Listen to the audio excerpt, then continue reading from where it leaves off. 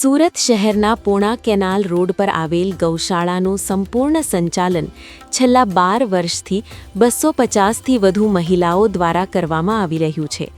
શ્રી વૃંદાવન ગૌધામ જીવદયા ટ્રસ્ટ સંચાલિત આ ગૌશાળામાં હાલ 550થી વધુ ઈજાગ્રસ્ત અને બીમાર ગૌમાતાઓની સેવા અને સારવાર કરવામાં આવી રહી છે।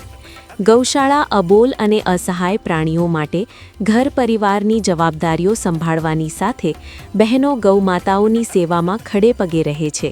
ઠંડી, ગરમી કે પછી વરસાદની ચિંતા કર્યા વગર આ બહેનો નિયમિત રીતે ગૌવંશની સેવામાં પોતાનું અભૂતપૂર્વ યોગદાન આપી રહી છે। અમે છેલ્લા 12 વર્ષથી ગૌશાળા ચલાવું છું અને 550 ગૌવંશ છે। વૃંદાવન શ્રી વૃંદાવન ગૌધામ જીવદયા ટ્રસ્ટ એ અમારા ગૌશાળાનું નામ છે।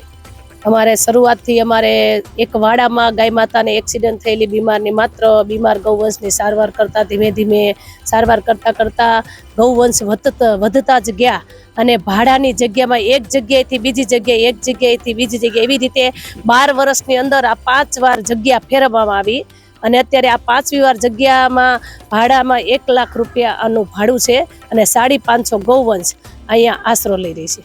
લોકો તરફથી ખૂબ સારો એવો પ્રોફેસર મળે છે। જ્યારે અમારે જરૂર હોય કે બધા જ દરવાજા બંધ થઈ જાય તો કોઈને કોઈ કુદરત ક્યાંક ને ક્યાંક કોઈને મોકલી અને અહીંયા અમારું ક્યાંક ધારો કે નીણનો અણુપ હોય અને પતરા તાત્કાલિક શેડ બનાવવાનો હોય, ચોમાસાનું હોય, ચોમાસામાં આમાં ગૌશાળામાં પાણી ભરાઈ ગયેલું હોય તો કોઈને કોઈ ટીમ આવી અને અહીંયા ગાય માતાની સહાય માટે પોગી જાય ત્યારે અમને આત્માથી સંતોષ થાય છે કે નહીં, ખરેખર અહીંયા પણ રામ છે ખરો। અહીંયા અમારે 200 થી 250 બહેનો અહીંયા ગૌશાળામાં અવારનવાર અલગ અલગ પ્રકારની સેવા આપતી હોય છે।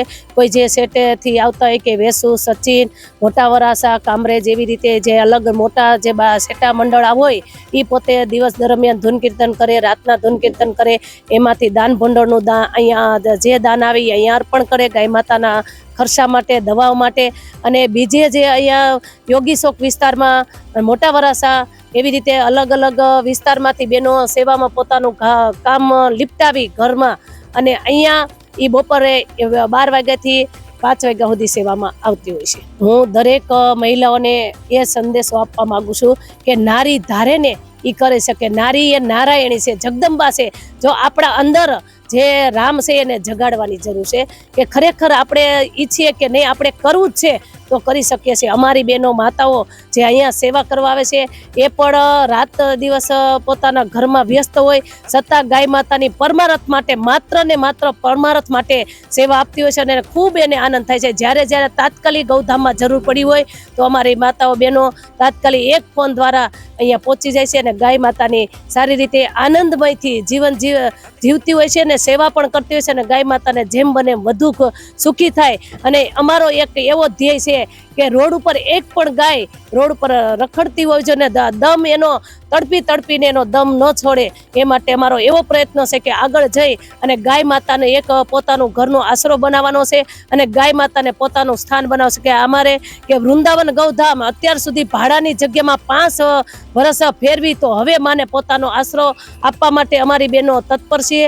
અને કોઈ પણ સંજોગોમાં માને પોતાનો આશરો આપવા અમે તૈયાર છીએ। તો અમે ખૂબ મહેનત કરી છે અને અમે દરેક મહિલાઓને પણ સંદેશ કરીએ છીએ આવો તમે પણ આ ભગીરથ કાર્યમાં જોડાવો અને ગાય માતાને બચાવીએ, એક સંસ્કૃતિ બસાવીએ અને નારી શક્તિ આગળ વધી અને માને પોતાનો આશરો આપીએ અને ગૌધામ એ મહાતીર્થનું ધામ બનાવીએ।